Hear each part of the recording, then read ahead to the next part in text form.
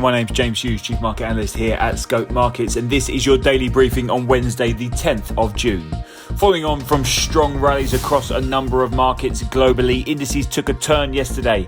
Mixed messages from indices overnight in Asia were followed by a slip in European markets. In the US, where civil rights protests still rage, major indices pulled back after a strong start to the week.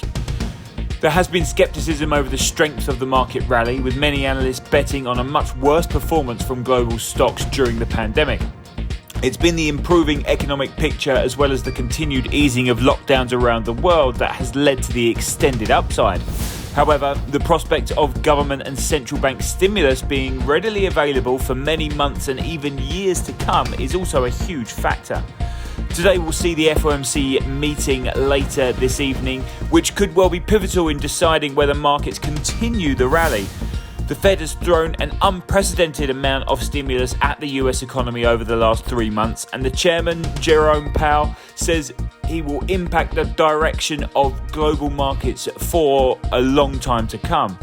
Today, the Fed will reveal the first economic forecast for the economy and interest rates since the back end of 2019. The questions that the market will need answering will be: how much asset purchases will the Fed plan as the US government issues more and more debt? And will the economy pick up in terms of jobs and growth as quickly as is expected by recent economic data? So it will be the economic projections that are key to today rather than any further policy decisions. The Fed have already moved faster and more aggressively than ever before during the pandemic.